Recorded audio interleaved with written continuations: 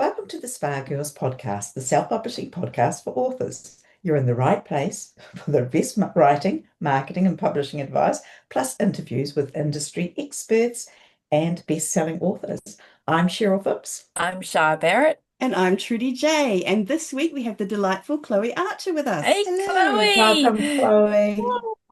Hello, hello. Thanks so much for having me. No worries at all. Now, we're going to talk about balancing a full-time career with your author career today, which is a fascinating topic. And I think a lot of people experience that. I mean, we all experienced it when we were starting out our career. So it's just interesting to hear what you do and how you make that work for you. So I'm super excited to ask you all the questions. But first, I'm going to read your bio. So, Chloe Archer writes queer sci-fi and paranormal rom-coms with laugh-out-loud humor, zany shenanigans. I love the sound of zany shenanigans, by the way, and also silly acronyms. So we're going to have to talk about that in a minute, and plenty of spice. She currently calls Minnesota home, but has lived abroad in places like Montreal, Edinburgh, and Tokyo.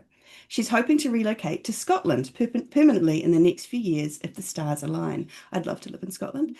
Alongside her author career, Chloe also works full-time as a film studies professor, which makes her perfect for this episode, which is all about juggling a writing career with another full-time job. And if that's not enough, we've just decided that this is actually Chloe's third job. Chloe is organising Pride in Prose, an amazing virtual retreat in February 2026 for LGBTQ plus romance authors and professionals, which is going to be amazing. Looks really good. The lineup looks fantastic. So, just a couple of things going on in your life, Chloe. No. So let's get started at the beginning. How did you get into writing and self-publishing? Wow. I mean, I feel like it was a long journey. I knew probably in the fourth grade that I wanted to be an author. But this was in the days long before self-publishing. I'm like a Gen Xer. And so it was traditional publishing, and it just seemed really improbable or difficult to go that route. And I did, write a lot of stories when I was growing up. Some of them were kind of fanfic, but I didn't realize they were fanfic at the time when I was quite young.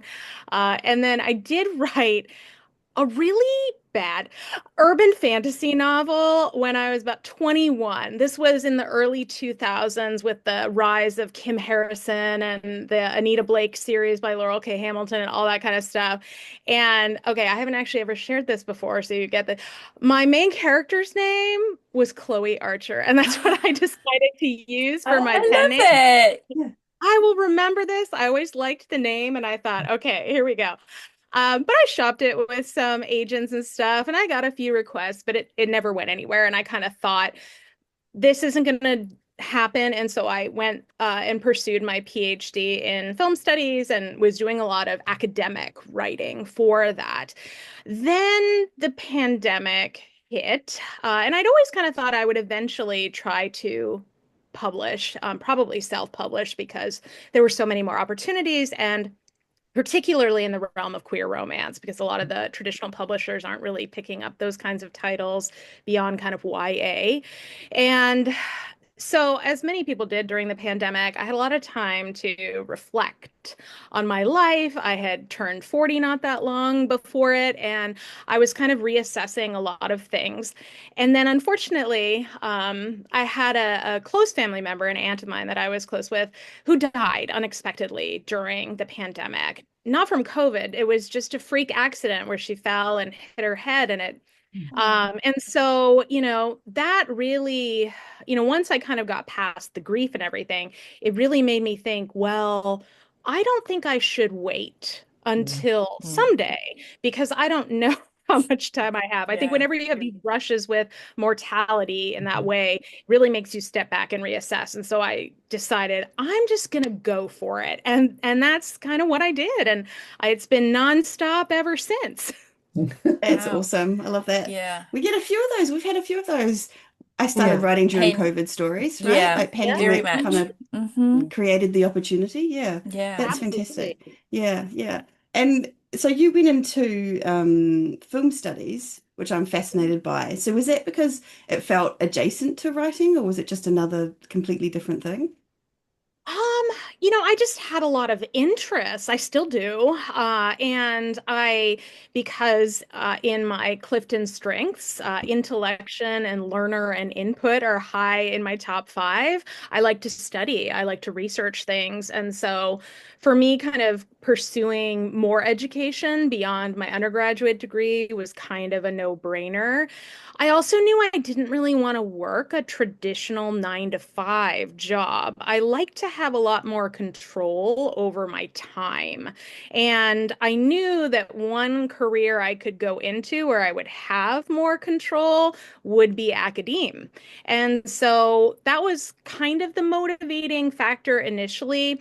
And I did degrees in kind of slightly different subjects, English, theory, and then film studies. But for me, English and film studies have a lot of overlaps and parallels, and they're often housed in similar departments. And so I really enjoy storytelling. And so part of that is I just was fascinated in studying it in the medium of film. Mm. But I now incorporate a lot of film examples and references in my own writing because it's something I know really well and it's very comfortable to me. So a lot of my readers know they're going to get references to Yeah. well-known movies and Oh. sometimes really beloved nostalgic classics for those of us of a certain age range, right? And that's actually something else I wanted to ask you about. Like, so what made you choose your genre? Like, where did that come from? Like the obviously the Mm, movie references, sci-fi, Star right. Trek stuff, but where did that? Right. Oh yeah, I mean, I'm a big nerd at heart. But I've always loved the romance genre or having romantic sublines in other genres, fantasy, sci-fi, mystery, that kind of thing.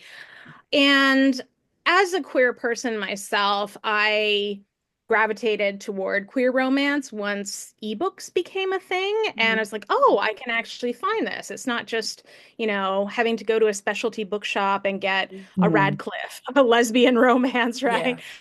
For those who remember from the 90s, from Naiad Press.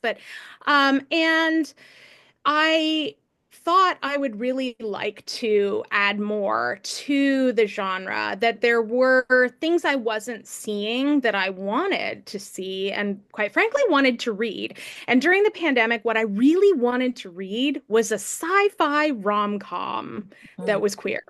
Yeah. And I couldn't find one. And so I thought, you know what? I'm just gonna be as wild and crazy with this book as I want to for the first one. And I just had this sense of deep certainty that I would find an audience for it. I don't know what that was based on, but I felt certain I would find an audience. So I just went, I mean, it is a book for like the mega sci-fi nerd. There are a lot of like deep track references, and I'll get readers who will message me and they'll be like, "Oh my gosh, I found all of these," they'll start listing them for me, all the Yeah. little Easter eggs, that kind of thing. But mostly it was, I wanted to read certain types of Mm. queer romances that I didn't see a ton of actually Mm. being sold and marketed, and so Yeah. I thought I would fill the void. Yeah, Love that's that. fantastic. I do And love that. also, Totally. it Mhm. particularly for the pandemic time, pure Yeah. escape, right? Mm. Pure escape. Yes, Plus the absolutely. rom-com, it's just the light, yeah. Mm. Yes. Oh, Love that. absolutely. Yeah. Yeah. And I've always gravitated more towards semi-fantastical kinds of storytelling, Yeah. whether it's sci-fi or fantasy, or paranormal, partly because, when I want to escape, I want to escape the ordinary world a little bit Mm-hmm. Mm. more when I'm reading. I'll Yeah. occasionally read contemporary, but it's not one I actually gravitate toward Yeah. as much, just Yeah. because I want that more magical escape. Yeah. Yeah. Totally get that. Yeah. No, that's very cool. And I just wanted to say also, I was on your website checking out all your books and Yes. seeing where you're at, and I just wanted to mention that I love the cover of what is it called? All You Need Is Alien Love. I think it's a fantastic cover. And you said that there was a Thank you. particular cover designer. So who was that? Yes, I work with the fantastic cover designer Natasha Snow. She's done all the books in my Tentacular Tales series and the books in my Monsters Hollow series. And all of them have titles that are riffs on well-known songs. So, like the first one is "It's Not Unusual to Be Loved by an Alien," right? And so uh, there's, I like to play with a lot of punning and, that kind of thing. Yeah. But her art is fantastic. And when I told her the concept, I was like, okay, it's aliens hiding in Las Vegas incognito, and they look humanoid, but they secretly have these hidden tentacles. And what can you do with the cover for me?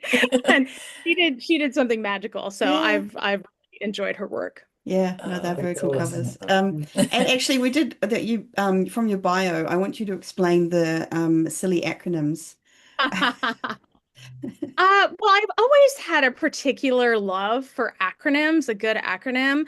And I think there's often a lot of humor that you can derive from it. I will admit some of mine is a little bit more juvenile sometimes.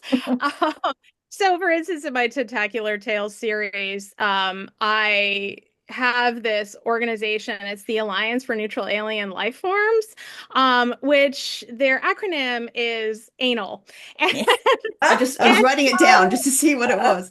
the aliens have not noticed this, but of course the gay human does, and he decides that he's going to make Team Anal t-shirts, and this is like how they're going to represent. And it is my best. Like it's the swag sticker that disappears first every I was gonna time say, I'm yeah. at an event, right? And so that just kind of started it. And now it's just like a game to me. Like, okay, what new acronym can I bring into the next book? And so my readers really enjoy it, and I have a lot of fun doing it. Yeah. It is so that's cool. I awesome. love it. They sound so smart. I love the sound of your books. It's awesome. Okay, so let's get actually onto the topic at hand. Although actually my first question is that I'm fascinated by your profession, the film studies professor. So can you tell us what it involves? Like you said, a little bit more free time, or no, not free time, Right. ability to organize your own time than say if you're working a 9 to 5 Right. job. But yeah, Yes. what else does it involve in a day-to-day basis? Absolutely. And I will just sort of give a preliminary caveat that this varies from professor to professor and university to university. But the way that mine works is that I was able to negotiate a number of years ago, pretty early with my administration, that I would teach half my course load online asynchronously and the other half in person. So I have 4 classes every semester that I'm teaching, and 2 of them are online and 2 of them are in person. So that means often I don't have to go in to campus to teach every day of the week, right? So for instance, this semester, I haven't had this really sweet of a schedule for a long time, but I have a Tuesday, Thursday schedule. So the 2 classes I teach are back to back on a Tuesday, Thursday. And so then I have more flexibility Monday, Wednesday, Friday. Yeah. I'm doing work at home on those for my online classes and, lesson prep and that kind of thing. But I often have fluid time during the day when I can set aside an hour or two to work on my fiction writing or promo or social media stuff, newsletter, all of that. So it's kind of juggling those types of things. And I have off, winter holiday season, a couple of weeks then, and then, kind of May to mid-August, I'm off as well. Sometimes I teach a summer class if I'm looking for extra pay, but faculty typically are on a 9-month contract as workers, not a 12-month contract. So, and you have an option to either have your pay distributed over the 9 months or spread out over 12. And so I do that just because I find it a little bit more reliable that way. Yeah. And so I have periods of time during the year when I have a lot more availability to do stuff than others.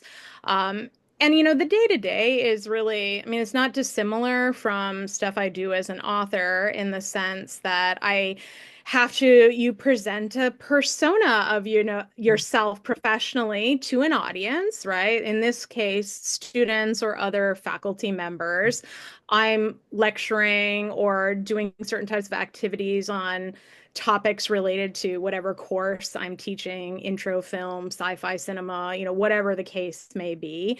I also teach introductory composition for college students, which is pretty standard for folks in an English department, even if you're film faculty. And I have a service as a faculty member. I'm on committees and different things like that. So, and then I'm expected to do some academic writing at various points and attend conferences and other things. So, it's not that I'm not doing a whole lot. It's just my time is a little bit more. I can make better use of it and maximize areas when I've got pockets of free time that I can redirect to what it is I really want to focus on the side, which is my writing right now. Yeah. Do you have a goal to be full-time author? Or are you happy with this kind of half and half? It's such a difficult question. I think years ago, if you'd asked me, I would have said, oh, yeah, I totally want to be a full-time writer. And there is, of course, still a part of me that loves the fantasy idea of it. I'm not sure the realist in me likes the probable reality of it. In part because I will say, I think I got a little bit more of a reality check about it because I run a vidcast as well. It's called Tea, Tentacles, and Talk, Cozy Conversations about LGBTQ plus romance. And it's on YouTube. And I interview usually one author a month and sometimes a narrator. And we talk about stuff. And I quickly learned that the full-time authors are the most stressed and the ones who have the most burnout, as at least that I have seen so far, particularly if they are the primary breadwinner in their household. It's a little bit different if they have a partner or a spouse who has a full-time career and they're not so dependent on every book being a success to a certain degree, right? And I think that for me, as somebody who is single with only my income here, my dogs have become accustomed to a certain lifestyle that I need to maintain for them. And so, so I think that there is a lot of security and breathing room with a full-time job. I also went to school for a really long time for a doctorate. And so I'm keen to kind of continue making use of that, at least probably for another 10 years. But, writing on the side may enable me to sort of effectively retire a little bit earlier than I was planning. And at that point, I might be writing full time, but I would have enough in my retirement and so forth that I wouldn't have to be super stressed about what if this book doesn't succeed and things along those lines. So for me, while there are many things I like about the fantasy dream idea of being full-time, I'm deeply aware of the realities. And I think, at least for me at this stage in my career, it would not be the smartest decision for me to go that route. So I'm pretty happy at doing both. And like I said, I'm doing pretty well in juggling that. And I can talk a little bit about some of the things that I've learned about that and what I've kind of stopped doing, continued doing, that kind of thing. It sounds like that what you do you're quite passionate about as well. Teaching others. So it's kind of having the best of both worlds, really, isn't it? Right. Absolutely. Yeah. No, I think that makes total sense. And you're right, the pressure of having to sell, that can actually really affect people's creativity as well. We've had, a number of interviewees that have spoken about that. So a passion can become a job, and that can it's not quite as sexy or as fantastical at that point. I mean, just knowing that my bills will be paid every month, I do think that frees up my creativity. It also emboldens me a lot more to try new things, to take a chance on something. Will it hit or won't it? I don't know, but it doesn't matter ultimately in the end. So I can really let my imagination play a little bit and experiment. And for me, that's really fun and keeps the zeal for writing a little bit alive in my mind. Totally. Well, your reviews are really good. So obviously something's working. And so the next question I have is about, like, so obviously your interest in movies and film has kind of influenced your writing a lot. Would you say that's fair? Like we've kind of seems Oh, from what you've already said. absolutely. Yeah. Yeah. So Yeah, I mean, I think we all think about author branding. And I actually spent probably a good 6 months before I, started writing, researching everything there was to know about self-publishing. And of course, I stumbled across this podcast. So Oh. long-time listener, first-time caller, Oh, right? thank you. And I listened to hours of interviews and, all of that kind of stuff. And so I knew going in, I need to really make sure that I have a definitive voice as an author, things that readers can expect from me. And I'm like, what are the kinds of things that I really enjoy incorporating into my stories? And pop culture references is a big one. And it's one that you'll probably see in a lot of like in the AI, like pick out on Amazon, like what are the things that readers say a lot? It'll often be about pop culture references, right? A lot of which are movies, but not exclusively. Like sometimes TV shows, music, etc. But I do make a lot of references to particular kinds of films. A lot of them more nostalgic ones for me. So, I talk about my Tentacular Tales series as basically The Princess Bride meets Men in Black, but like Mm. super gay tentacles, So, I mean, so yeah, I think it would be really hard for me not to include a film reference in books because I often see the world, I think, through the eyes of a film lover, right? And when I write in my head, what I'm seeing is always very cinematic. So I have a very visual, ongoing, like, can I keep up with what I'm thinking? And actually, for me, that's why dictation works really well because I can just close my eyes and I see it and I'll dictate it. yeah. That's a superpower, isn't it? Yeah. It is a Yeah. superpower. Yeah. So let's start talking about actually balancing these two. So we've learned about being a film professor and and we've talked a little bit about your writing. Actually, just quickly to confirm some details about your book. So how many books do you have? How many words per book? And how long does it take you to write them? I'll stop there. I've got some more, but just answer those three. Right. Okay, it's a great question. I really should have stepped back earlier to try to recall exactly how many books. Just an So my average. first book came out in Yes. 2022. I believe I have at least 10 novels published and a couple of novellas now. The novels range from about 80 to 120,000 Wow, words. that's a big output in just a few years, Chloe. So, Mhm. yeah. I like to say I think it was building in the background for a couple of Maybe decades, and then it percolating just kind of. exploded out like a geyser. Yeah. Yeah. Wow, that's a lot. Like 120K. That's a lot. Yeah. That's cool. Well, and for me, I definitely think dictation plays a huge role in that. I can get a lot of word count through dictation much faster than typing. How long does it take you to finish let's say a first draft? Finish a book? I think it depends on each book, right? But I can usually realistically finish a book of that length within 3 to 4 months. Yeah, that's Okay. good. And then, how many do you publish every year, or how many have you been publishing every year? I've been publishing between 3 to 5 a year. Oh, wow. Okay. Yeah.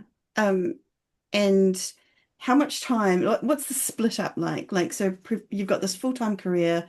How, what's the, I don't know, percentage split or hours split between the two? Oh, that's a great question. I think sometimes this can be really hard for folks who have a more conventional 9 to 5 job, but academics you're kind of always working. It's not a sort of set standard, you clock in, you clock out. It's, oh, I may have my class this afternoon, and then I may go have coffee with a friend, and then I may grade papers in the evening or something like that. Or I've got to find a time to prep my lecture. And so it's kind of, I would say that I am sort of semi-working a lot of the time. But I will sort of say that I am a type 8 on the Enneagram. So I am a very much of a kind of go-getter, overachiever type of person. So I think personalities can matter a lot with this. But I would say probably I'm aiming to try to be pretty close to 50-50 in my time. Wow. Yeah. Some weeks I am, others I'm not. I mean, I always have to kind of defer to the day job as my central or primary fulfillment. But then anytime I've got extra time available, it tends to go into writing. Unless I'm just weekends? Where I need a break. Would that include weekends? Yes. Yeah. Yeah. Yeah. Weekends are a really good time to get writing done. If I haven't been able to get as much done during the week. Sometimes, again, it just sort of varies from every week. And I am not a super every day at this time I will write. That kind of rigidity doesn't work for me as a writer. And so it's more along the lines of what I'm feeling on an individual day. Some days it's like morning. I'm awake and I've got ideas and I'm going to have my coffee and I'm going to just write for like an hour or two. Other days might be in the evening after work.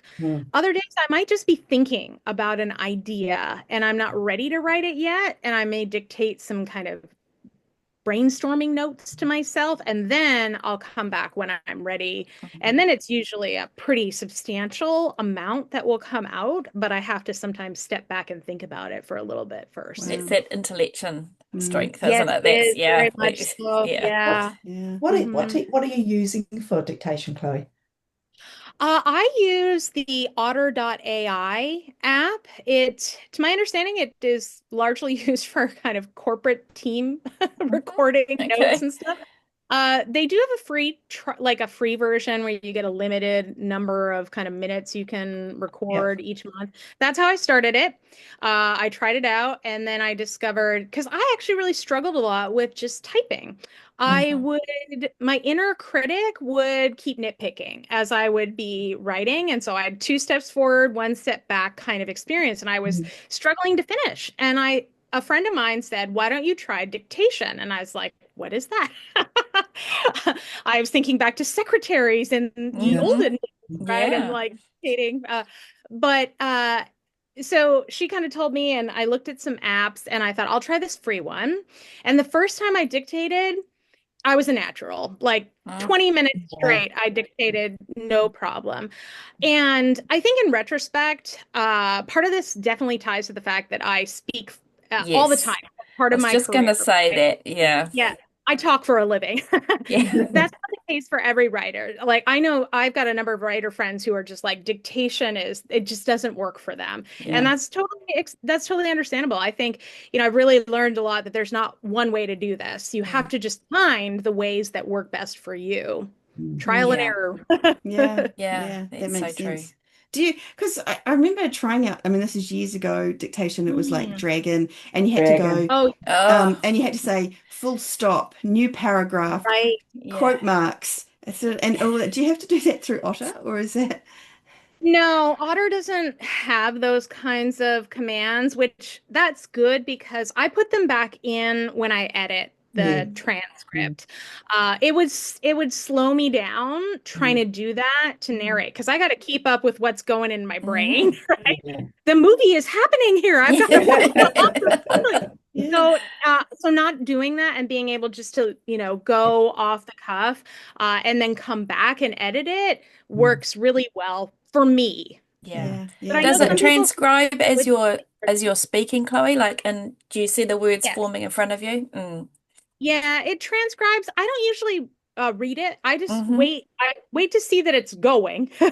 Right. But Yeah. I've had one or two times when I didn't. I was like, oh wait, I didn't hit the record button. Oh no. No, come back, Yeah, words. it's terrible. Right? You're like, okay, I lost all of that.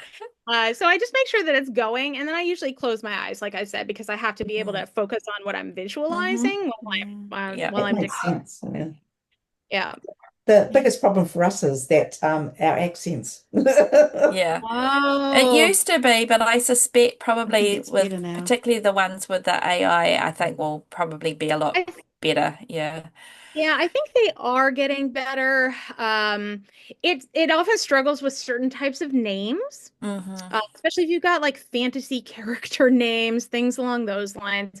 But the nice thing I like about it is that it keeps not only the transcript, but the audio recording for you. Ah, So when you're going back to edit, you can simultaneously play the audio. So if you get to a segment where you're like, what happened here? Right? You Yeah. can go back, oh, it didn't really Yeah. catch. Right. So I think that usually that would be a handles fun any. thing. Sorry to interrupt you. That would Oh, be go a ahead. fun thing to give as a kind of a reader thing, like just a snippet of Mm. you dictating Oh, the book to Yeah, that's as a like great idea, Trudy. a I reader love magnet or that. something oh like that. wow. That would be In That the would fun. be vault, the audio vault. Yeah. You could set up a oh, Patreon and people I could join love it to this listen. idea. Yeah, that's Yeah. a great Also, idea, Trudy.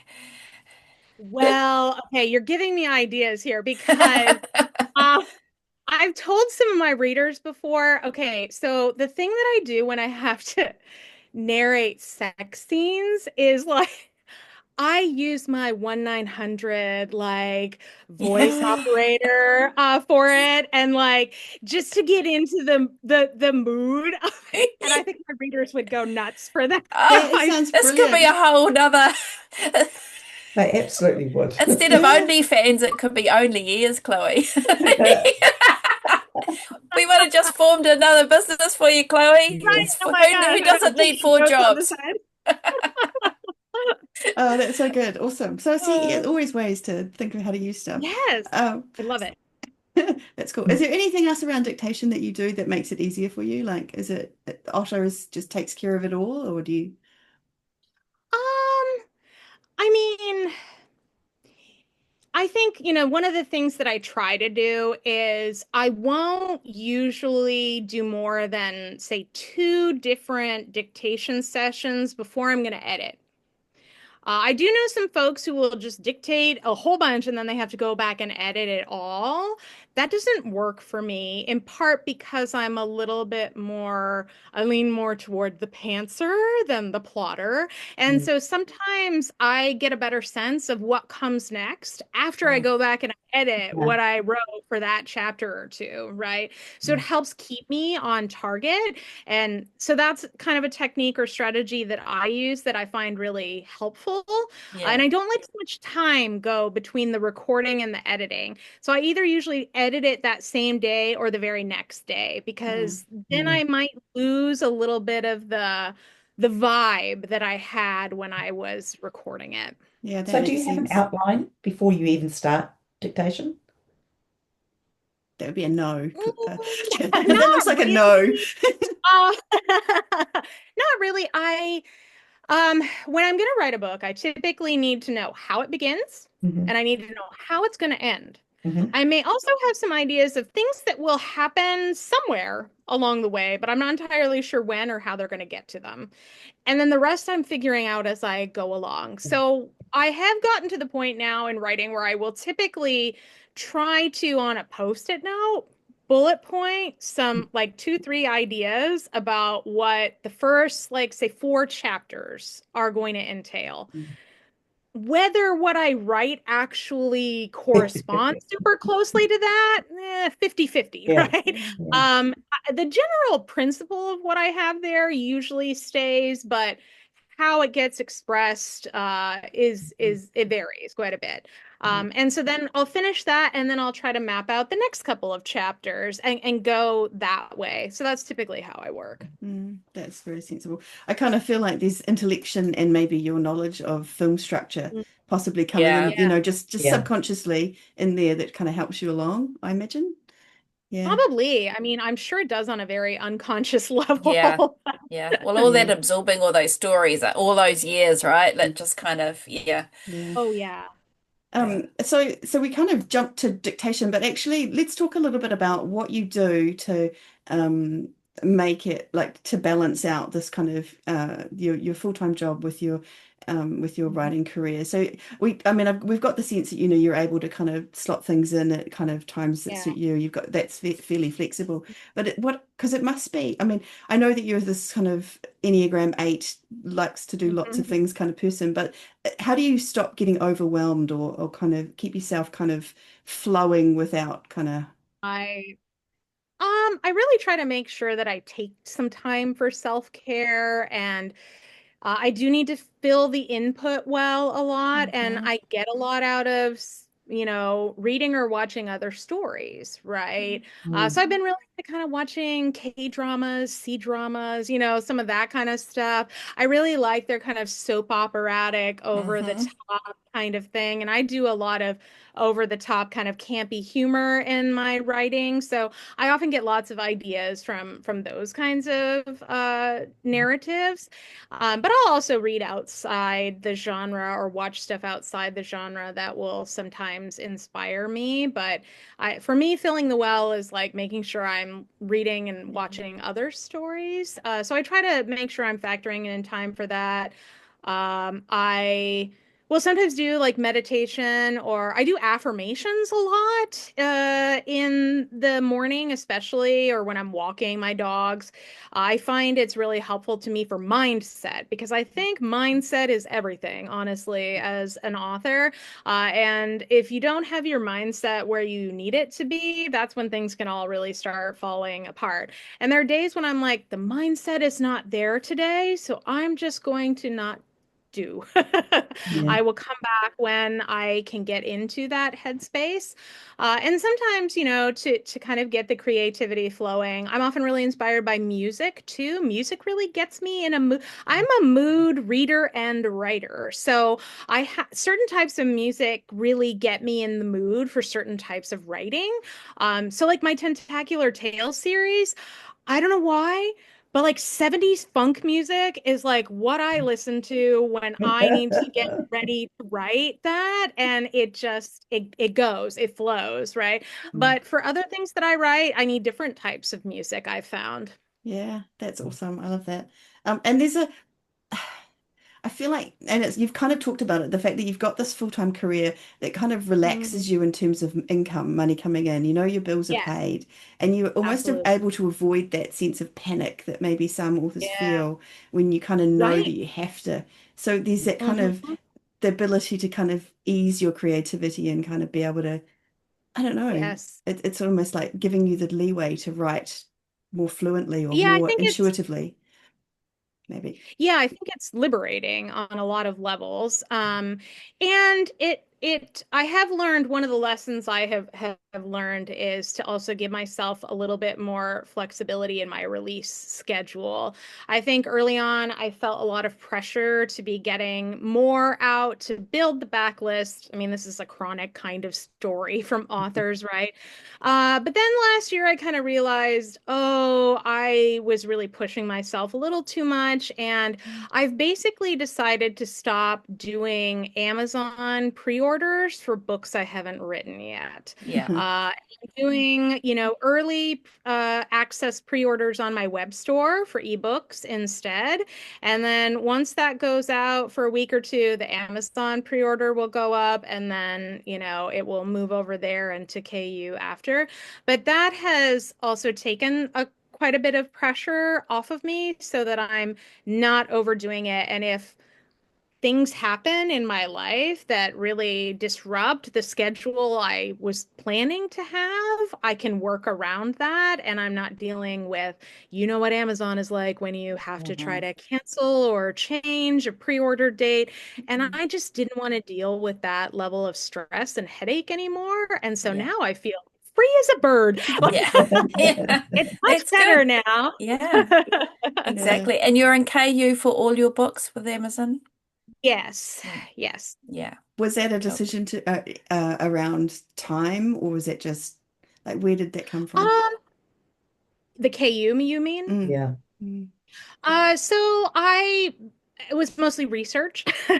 I looked at what seemed to work best for the genre. And when it comes to queer romance, KU's where it's at, basically. Okay. I do think some things are shifting with that, obviously, and particularly with authors realizing KU is not always super equitable in how they're paying us and all of that. So I'm trying to diversify by doing like the pre-orders on my store, rather than giving all of that to Amazon upfront. And I've found that some pretty good success with that so far. But yeah, no, KU is great. And also because I don't do any paid advertising. And so KU is a great place, I think, for folks who, if they want to try a new author and they don't know who you are, they're maybe a little bit more inclined to put you on their KU bookshelf than to just outright buy a copy. Yeah, that's a good point. Do you have a newsletter? Do you have? I do. Yeah. So did you start that up straight away, or? I set it up to kind of begin with when the first book came out, because I had like a little lead magnet prequel kind of story for folks to download. And so, it's grown to a decent size so far. I may be having to go to the next tier mailer light, which I'm like, oh gosh, how much does that one cost? Which is painful, right? Yeah. Right. It's really nice at first when you're like, I'm on the free tier, and then you're like, oh, and then when I have to start paying, it's like, oh, well, that's quite a difference. And then the next level, I don't know what it is. I haven't looked at it. I'm a little too intimidated, to be honest. But so the newsletter works really well, and I have a very active Facebook reader group, and also I've got quite a number of followers on Instagram, and many of them are really robust posters who will share my work and review stuff pretty regularly. Wow, that's awesome. That's yes, really good. I love you guys. Thank you. Yeah, absolutely. And do you think that's helpful, like in terms of, I'm just trying to think, when you're managing, like you're doing all these other things, you've got your work that you've got to do for the, being a film studies professor, and then your author stuff. If you've got like a really strong connection and a strong group of followers who are kind of helping with that kind of word of mouth and thing, does that kind of help? I don't know. Oh, it does hugely. I mean, I have a really dedicated ARC team and sort of street team, some official, some unofficial, who just get really passionate and will post stuff, and they're always sharing it with me, and I'm like, oh, I had no idea. This is so great. And then I'll reshare it, that kind of thing. I did eventually, I think in the second year, I did hire a PA or virtual assistant, basically. And so I do have a PA who assists me with some of the types of things that I don't really have as much time or mental energy to focus on.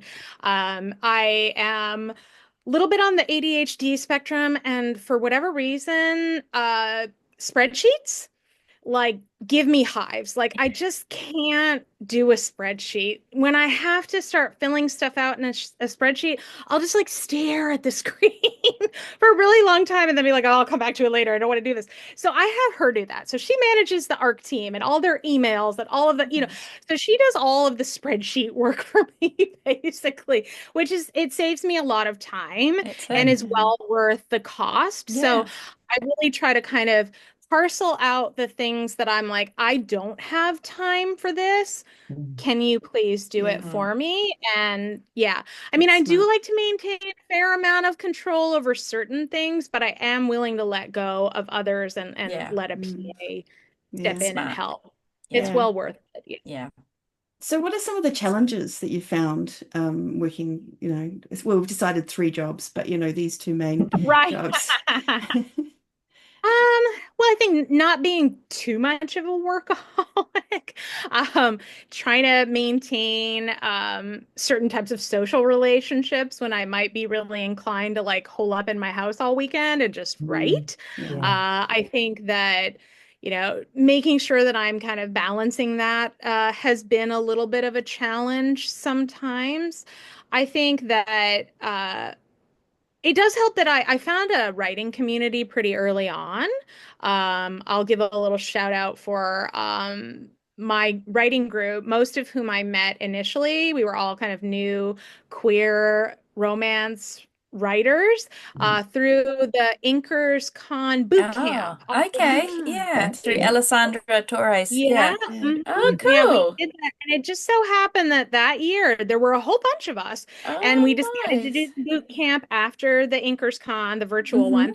And we met there, and then we decided, you know what? Why don't we create a Discord where we can Cool. share Yeah. resources, offer data for each other, and just maintain Love communication. it. And so we've kept that going for several years. Yeah. We've added a few authors along the way, but that also keeps me from being too isolated, I Yeah. think, as Yeah. an author. It can be Yeah. really easy for that to happen. And there are Yes. some authors who really like that. I am not. I Mm. get a lot out of interacting with other people. I want to like throw ideas off people and like, what do you think about this? And what Mm-hmm. about Yeah. that? And I will sometimes if I get stuck when I'm writing, I'll be like, okay, I'm at this point. I don't know what's going to happen. I can't figure out how to move forward. And just talking with somebody else, I'll often get Yeah. unstuck, essentially. Yeah. I'll Yeah. be able to move forward. So Yeah. that works for me for part of my method. It's not Yeah. for everybody, but having Yeah. that kind of group that I can go to is huge. Yeah. Is Yeah. it still like you're on Discord, so it's virtual? Have you ever met in real person, Chloe? Like, have Yes. you? Oh, cool. Mhm. Most of us, yes. The core Oh. group that started, we all met at GRL a number of years ago, which is the Mm-hmm. Gay Rom Lit retreat. Mm-hmm. They're having their last year this year, but Mm. I'd been going to it as a reader for many years, and every year I would leave and I'd be like, I should be an author here. And then I finally got No. sick, and I went and we all met up there, and it was so cool to meet Oh, in real cool. time. We played D&D together Yeah. while we were there. Like we totally nerded out and Yeah. had a Oh, fantastic fun. time. And so we have also met up at some other events since. And so Yeah. whenever we get a chance to kind of Yeah. see each other, we try to But take all it of up. that came from that initial Yes. online. Yeah, I Mm-hmm. love that. Yeah, Sometimes the Yeah. stars just align, right? And the they people that you do. need in They your really life, you come into your life kind of thing. It's Yeah. cool. hmm Yeah. Yeah. That's what we always say. Find your community. Find your Mm. group of Right. people that are Yeah. gonna Yeah. support you and be there for you as you go along. Well, I And think it's also really critical for a lot of new writers. I'm actually giving a talk about this at Pride and Prose, but we have seen a fair number of authors kind of tank their careers early on by making some really catastrophic choices on social media and other things. And having a group where you can actually go and be like, you can vent to them and be Yeah. like, if have them give you the litmus test, right? Like, should I post something about this? And if they're like, no, do not do that, right? It's good. Sometimes you need that little check and balance. It's very Mm. easy Yeah. to be really knee jerk with social media to Oh, want to yes. suddenly post about something that really isn't appropriate for your professional author brand. And so I find sometimes if I ever am in question, should I do this thing or not, I'll go to them first. Yeah, nice. And that helps me step back and Yeah. get some sound reasoning and advice. That's Good. really good. Yeah. Yeah, I love that. Before we move on to actually talking about Pride and Prose, let's Yes. is there any final kind of advice that you can give to listeners about how to manage having a full-time career as well as your author career? Like any things that Right. I think it entirely depends sometimes on what your career is and how much you love it or Mm. not. Right?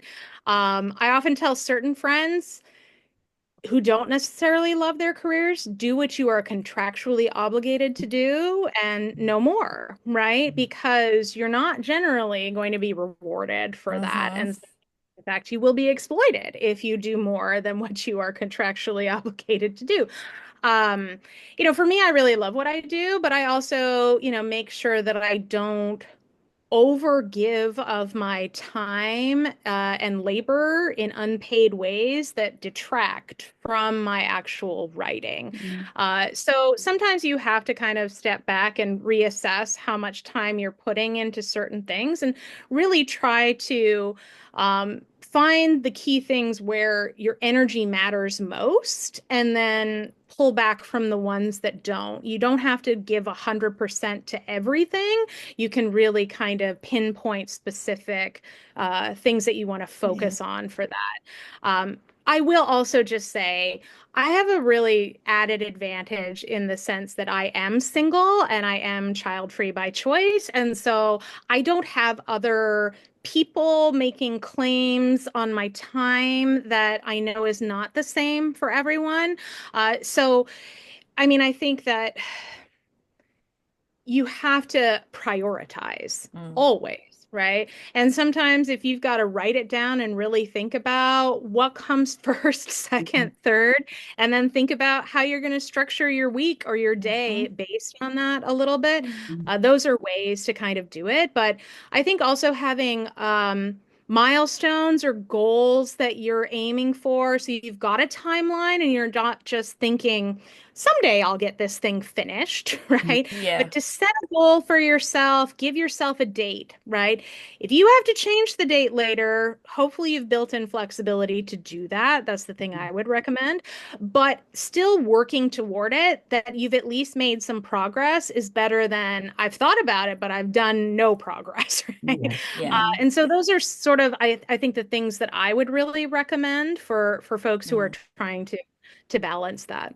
That's a really good one about knowing that, like putting in a deadline or putting in like saying, oh, I'm going to get to that someday. I mean, it will never happen, right? So, And you have to figure out if you can be motivated by your own deadline or if you need it to be made by your editor or your PA or your beta reader, like whatever. Some people are externally motivated and some are internally motivated. So you have to figure out which one you are and which is going to make you more likely to get closer toward that goal versus not. Yeah. It's a little bit of knowing yourself, right? A little bit of yes, you have to. Yeah, very much so. Yeah. And I think that just given what you're talking about in terms of your film studies career, plus you're a very self-motivated person who will get yourself going and doing it, whereas not everyone's like that. So yeah, that's definitely something you need to take into account. Yeah, that's cool. Okay, so let's talk about this awesome event you're organizing. What made you decide to put on an event like that?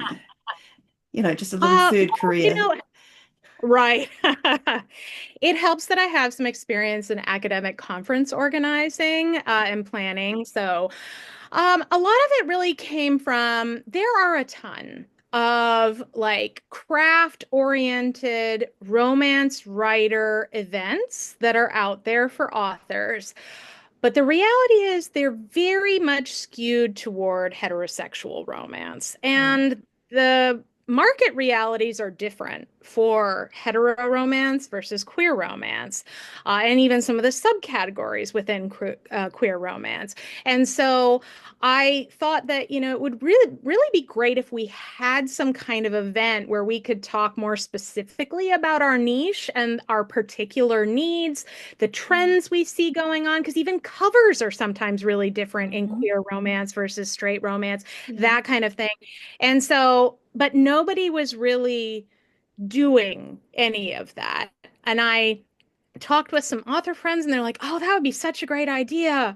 I don't know who would put it together. And I decided, well, I'm just not going to wait around for somebody to make it happen. I'll do it, right?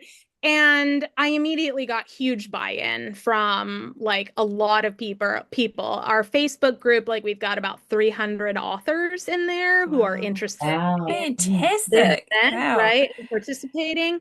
And so, and I've kind of conceived of it as something that I'm hoping will be something I could offer every 2 years, right? Because trends and things change within publishing and it's hard to keep up with it, but every other year I think could be really reasonable. And I wanted to make it virtual so it would be accessible to everyone. It would be lower cost for me to try to put together. I didn't want to have to deal with hotels and all that kind of stuff.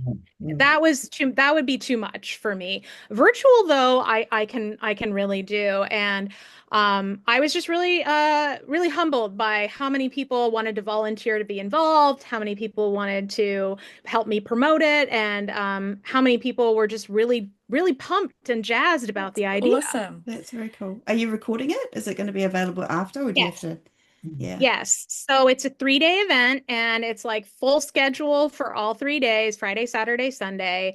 And all of the sessions except the kind of networking session and any of the breakout rooms for folks who are doing workshops. Those can't be recorded, but all of the main presentations and panel discussions will be. And then they'll be available streaming for attendees until the next retreat would happen, right? Fantastic. So, and I tried to make it really affordable. It's only $50. Oh, wow. And you get, for Okay. 3 days, you get also all that access afterwards. And I'm doing this more really to give back. So the money that I'm getting from it, like some of it will go to stuff my PA has to do to help me with the event. And then the rest, I'll set aside a certain amount to hopefully get a keynote speaker next time around, because I started with a $0 budget this time. And then the rest I'm planning to donate in, the name of the retreat to an LGBTQ organization, right? So, for me, this is really about giving back to our community, trying to help uplift each other, support each other, and really establish that sense of connectedness between us, which I think is really important more than ever in the kind of scenario that we're currently living in, timeline of our, know exactly world, what you're talking right? about. Yeah. Well, no, I don't know exactly. I can imagine. I can fill in the blanks. Yeah. I think that's what an amazing positive contribution, Chloe. So well done. Yeah, that's huge. Yeah, that's awesome. So, how do we get people to find out more about it? Right, they can go to my website, chloearcher.com, and you'll see on my menu a link for Pride and Prose. We've got the registration information as well as the schedule for the event, and more details about joining the newsletter or the Facebook group for anyone who's interested. It is a writer and professionals sort of oriented thing, so it's not for readers, but authors. We've got some audiobook narrators who are doing a panel as well. We've got a couple of editors who are giving some talks too. And so I'm hoping in the future we'll get some cover artists and some other folks along to participate. But, year one, we're starting where we're at, and hopefully it will continue to grow and evolve with time. Got to start somewhere. But looking at the lineup that you've got, Chloe, that it's a formidable lineup. Like it's awesome. As somebody that's not writing queer romance, would it be okay for me to sign up, kind of thing? Oh, absolutely. Yeah. I mean, I think I envision it as a safe space that is open to everyone, so long as you are respectful of the kind of guidelines that the event has, which is, bullying, no harassment, all of that kind of stuff. Course. Yeah. But yeah, I mean, I think there's stuff there that everyone could benefit from. It's definitely a little bit more geared toward LGBTQ romance, but it's not to say that other writers wouldn't get a lot of utility out of some of these talks. And, we've got a number of people, we've got a talk from Beth Bolden on writing sports romance, and, a number of others from some fairly well-known folks in our genre who have quite a bit of actually crossover readership in some of their stuff. So, I think there's something for everyone. For sure. Awesome. That's so awesome. Yeah. That's awesome. Well done you for taking the initiative and being the one that organized That's a big deal. That's still a big deal. I mean, I know, yes, virtual, but it's still a lot. It's still a lot of people wrangling and a lot of spreadsheets, Chloe, just saying probably. I know. I know. My PA is helping me with that. Good. That's good. That's fantastic. We're coming up to the end of the interview time here with you now, but I just wanted to ask if you've got any last kind of golden nugget of advice for anyone listening to this who just something that you want them to take away with you take away with them, not you.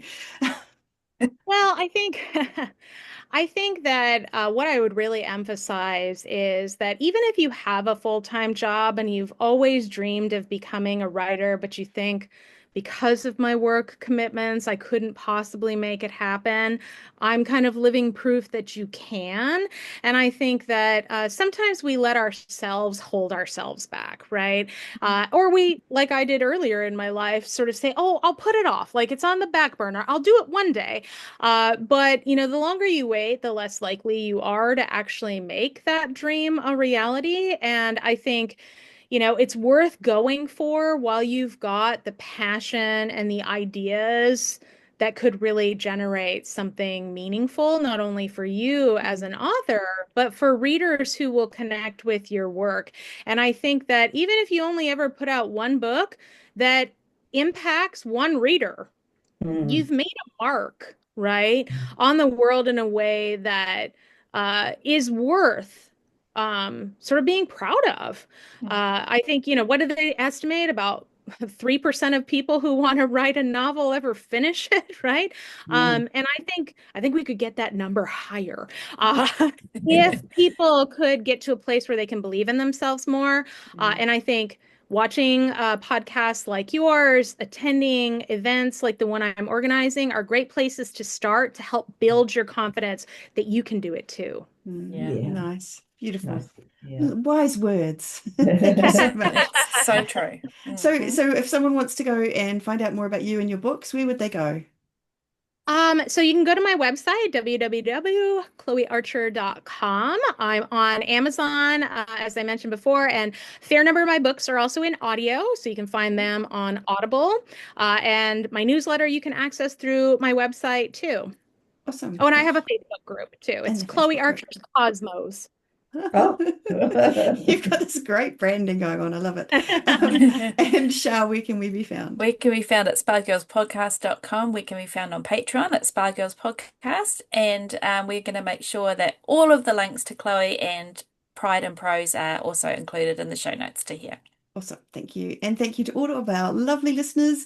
We are so glad that you're here with us today, and we will be back again next week for another episode. But for now, farewell. Bye. Bye. Well, bye.